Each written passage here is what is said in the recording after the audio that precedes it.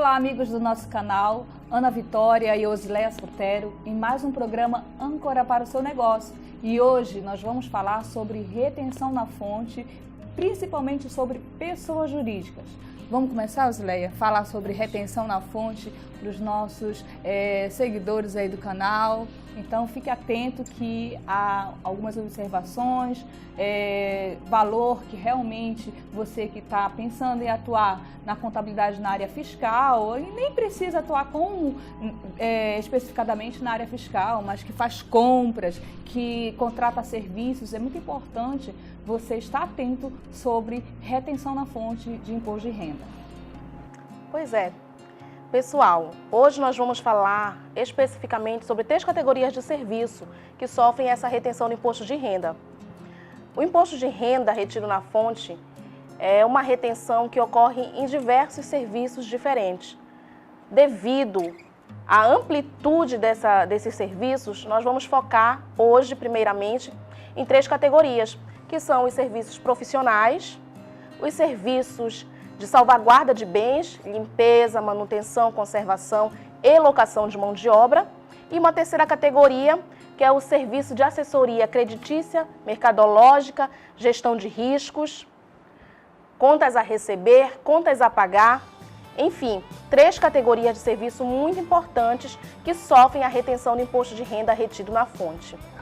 Ela falou um ponto muito importante sobre a primeira categoria que nós vamos falar, que é das profissões regulamentadas. O que são profissões regulamentadas, Lê? Pode explicar aí para os nossos amigos? Segundo o Código Civil, serviços profissionais são aqueles serviços de natureza científica, literária, por exemplo, medicina, advocacia, contabilidade, auditoria, desenho técnico, entre outros serviços de cunho intelectual. São considerados serviços de natureza profissional e assim são caracterizados. Geralmente são as profissões que têm conselhos de classe, né? Isso, exatamente. Nós, por exemplo, como contadoras, temos o CRC, e os administradores têm o CRA, engenheiros têm o CREA, enfim. Então, só para esclarecer, amigos, profissões regulamentadas, essa que a Osileia acabou de falar. Serviços profissionais. E a segunda? Vamos lá, a segunda categoria. Essa é bem mais fácil, né? Que você mencionou. A categoria de salvaguarda de bens. Né? Por exemplo, serviços de limpeza, serviços de conservação, serviços de vigilância, né? São serviços de salvaguarda de bens móveis, né? E serviços também de locação de mão de obra, quando você coloca a disponibilidade da empresa contratante, pessoas contratadas pela empresa prestadora de serviços, ou seja, você coloca o seu pessoal à disponibilidade daquela empresa que está contratando os serviços. Né? Você cede essa mão de obra, você loca essa mão de obra. Você trabalha especificamente com essa atividade de locar mão de obra. Inclusive, essas 2 primeiras categorias que a Osileia acabou de explicar, elas têm código de receita para emissão do DARF iguais, que é o 1708. Exatamente. Agora vamos falar agora do terceiro, Osileia? A 3ª categoria é a categoria de gestão financeira propriamente dita. Assessoria creditícia, assessoria mercadológica, gestão de riscos, contas a receber, contas a pagar. Existem empresas que trabalham com esse tipo de atividade, desempenham esse tipo de atividade, e outras empresas que contratam esses serviços, terceirizam esses serviços. Então, essas empresas prestadoras desses serviços, elas também estão sujeitas à retenção na fonte do imposto de renda, porém com um código de receita diferenciado. O DARF, Documento de Arrecadação de Tributos Federais, já tem um código diferenciado neste caso, né? Que é o 5944. Isso, exatamente, 5944. Dando seguimento ao assunto de hoje, Osileia, vamos falar de fato gerador. Existem algumas dúvidas aí sobre a questão do fato gerador. Fato gerador necessariamente é emissão de nota? Não necessariamente é emissão de nota. É uma pauta realmente que merece a nossa atenção. Muitas pessoas confundem o fato gerador. Acreditam que o fato gerador é, por exemplo, a emissão da nota, e não é a emissão da nota. Outros creem que o fato gerador é o pagamento daquele serviço. Não, também não é o pagamento daquele serviço. O fato gerador, segundo o MAFON, Manual do Imposto de Renda Retido na Fonte, que você encontra disponível no site da Receita Federal, disponível para download. A última versão publicada foi a versão de 2016, até então. Então, segundo o MAFON, o fato gerador são as importâncias pagas ou creditadas. Pagas ou creditadas, ou seja, das duas, qual ocorrer primeiro? Se primeiro foi o pagamento, então é fato gerador. Se primeiro foi o direito de crédito, então é fato gerador de imposto de renda. Por exemplo, digamos que eu contrate um serviço de contabilidade ou auditoria da empresa da Ana Vitória, profissão regulamentada. Então, logo sofrerá retenção do imposto de renda. Quando eu contrato este serviço, independente de eu pagar ela antecipadamente ou não, eu vou primeiramente lhe dar um adiantamento, lhe pagar. Sem emissão da nota, por exemplo. Sem emissão da nota, por exemplo. Paguei, já é fato gerador. Mas digamos que, ao invés de ter dado esse adiantamento, Ana Vitória, com sua empresa, primeiramente me preste o serviço. Ainda não paguei, ainda não emiti a nota, porém já existe o direito de crédito a partir do momento que ela prestou o serviço. Então, deve ocorrer imposto de renda a partir deste mês em que houve a prestação do serviço. Então, isso que quer dizer fato gerador para a retenção de imposto de renda. Importâncias pagas ou creditadas. Dos dois, qual ocorrer primeiro? Certo. Então, ainda falando sobre fato gerador, existe aí a questão de outras pessoas jurídicas a outras pessoas jurídicas. O assunto que a gente está falando é quando esse pagamento ou esse crédito é dado de uma pessoa jurídica para outra pessoa jurídica, é isso? Exatamente. É importante observar que, para as categorias de serviços profissionais e salvaguarda de bens, como limpeza e conservação, por exemplo, a lei, o MAFON, ele especifica que sejam serviços tomados de pessoas jurídicas civis ou mercantis. Então, fica entendido que se qualquer outro tipo de pessoa jurídica prestar esse serviço, não há previsão legal da sua retenção de imposto de renda. Porém, se for uma pessoa jurídica civil ou mercantil, existe essa previsão legal e deve sofrer a retenção. Diferente do serviço de assessoria mercadológica, gestão de risco, por exemplo, que a lei não especifica ou não qualifica a pessoa jurídica prestadora do serviço. Se ela prestou o serviço de assessoria mercadológica, de gestão de risco, de contas a receber ou a pagar, ela deve sofrer a retenção, independente de ser uma pessoa jurídica civil ou mercantil. Que fique bem claro esse ponto no nosso comentário.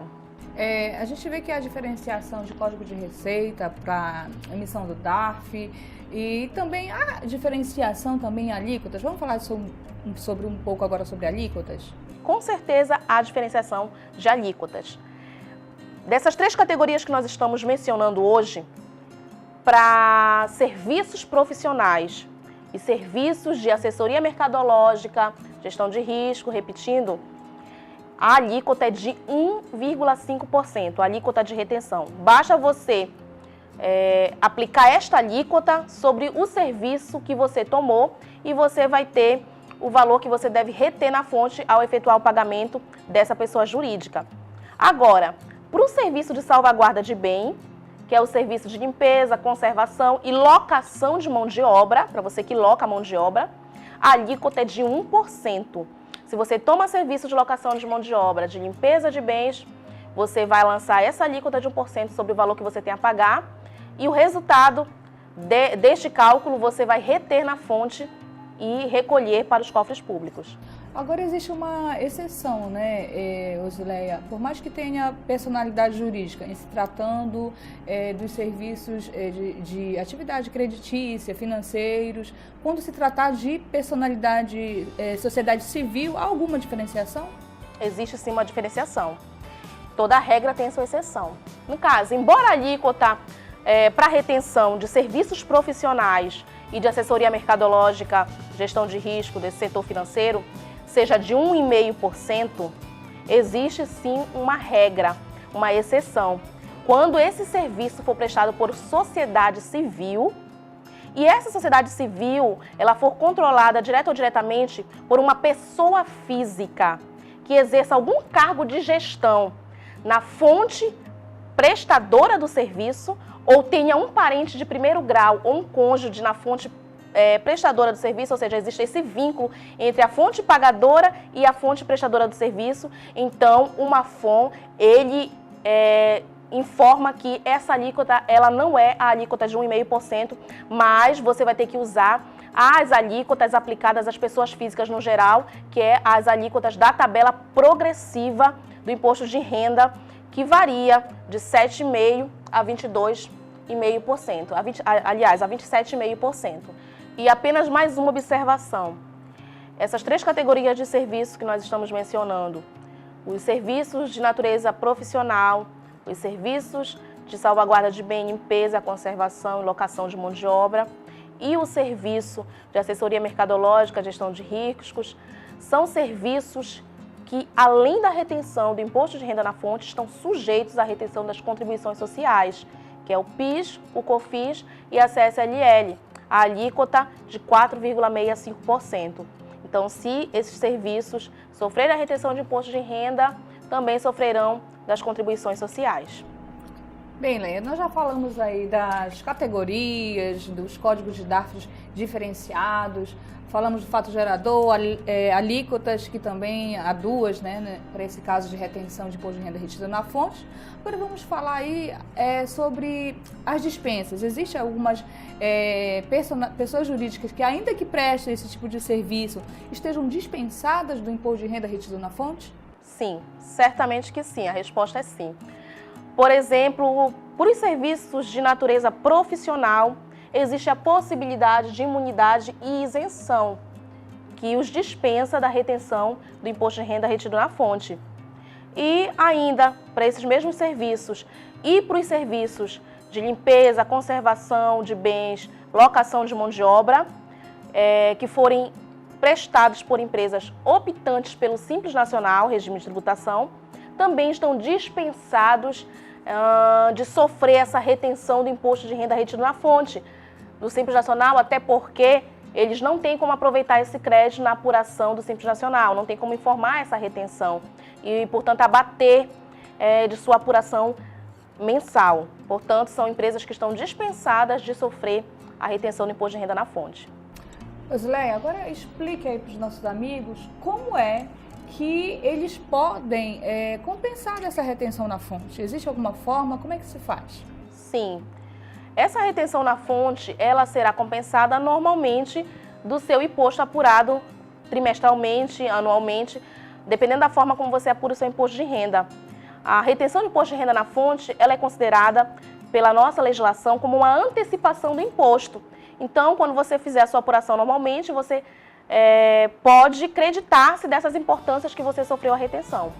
Certo. Então, digamos um exemplo, se a apuração do imposto dela deu R$10.000, mas naquele mês ou naquele trimestre, conforme for o regime de tributação, ela sofrer retenções que acumulam, somam R$5.000, então vai recolher a diferença de R$5.000. Exatamente. Perfeito exemplo. Exatamente assim. Agora me diz uma coisa, de quem é a responsabilidade de recolher essa retenção na fonte? É da pessoa jurídica que está sofrendo a retenção ou é da pessoa jurídica que está fazendo a execução da retenção? Bem, conforme o direito tributário, a pessoa jurídica que executa a retenção, ela é a substituta tributária. Logo, ela é responsável perante o fisco pelo recolhimento deste imposto. Dessas categorias que nós falamos, com documento de arrecadação no Código 1708, que é o Código de Receita, e para assessoria mercadológica no 5944. Certo. E importante também você, amigo que está nos ouvindo, que ao você fazer a sua nota fiscal, seu documento, cobrando seus serviços, cujo aquele tomador vai reter na fonte imposto de renda, você deve fazer essa anotação em sua nota. Você deve sobressair todos os valores, base de cálculo, retenção, alíquota, para que você se credite, porque caso o tomador de repente não recolha, não cumpra com a sua obrigação de fazer a retenção na fonte, passar os cofres aos cofres públicos dessa retenção, você está, né, totalmente resguardado em seu documento hábil que realmente você prestou o serviço e aquele serviço sofreu retenção na fonte e ainda que ele não pague, Leia, você poderia explicar, de repente o tomador não recolheu, eu posso me acreditar mesmo assim? Se de fato você comprovar que houve a retenção, ocorreu aquela retenção, ou seja, você recebeu o líquido daquele serviço, da prestação daquele serviço, e você identificou e caracterizou detalhadamente na nota fiscal a retenção do imposto de renda e das contribuições sociais, se for o caso, você pode sim se creditar destes valores, pois eles serão cobrados da pessoa que efetuou a retenção de você, porque ele que é o responsável pelo seu recolhimento. Certo. Tem prazo para esse recolhimento, Zé? Como é que dá o prazo? Sim, tem prazo. Bem, de acordo com o fato gerador, importância paga ou creditada, o prazo para você recolher a retenção do imposto de renda, você que é a fonte pagadora e que é o substituto tributário responsável pelo recolhimento do imposto, você tem até o segundo decêndio do mês subsequente para recolher esse imposto. Para quem não conseguiu entender ou achou que falamos muito difícil, o segundo decêndio nada mais é do que aproximadamente o dia 20 do mês subsequente. O primeiro decêndio vai do dia 1º, do primeiro dia até o dia 10º, e o segundo decêndio se inicia no 11º dia até o 20º dia. Então, a legislação ela diz que é o último dia útil do segundo decêndio. Então, se o dia 20 for um dia útil, esta que é a data do vencimento do seu imposto, da sua retenção de imposto de renda. Então, observe, se o último dia útil do segundo decêndio, ou seja, o dia 20, cair em um dia que não seja considerado dia útil, esse vencimento ele vai se antecipar, dia 18, dia 19 e assim por diante. Entendi. Então, Leia, foi muito legal esse bate-papo sobre retenção na fonte, aplicado aos pagamentos e créditos realizados de pessoa jurídica a outra pessoa jurídica. Uhum. Então, amigo, ficamos por aqui no nosso programa Âncora para o seu negócio. Se você tiver dúvidas, deixa aqui no comentário abaixo do vídeo que nós teremos o prazer de responder. Então, até o próximo programa Âncora para o seu negócio.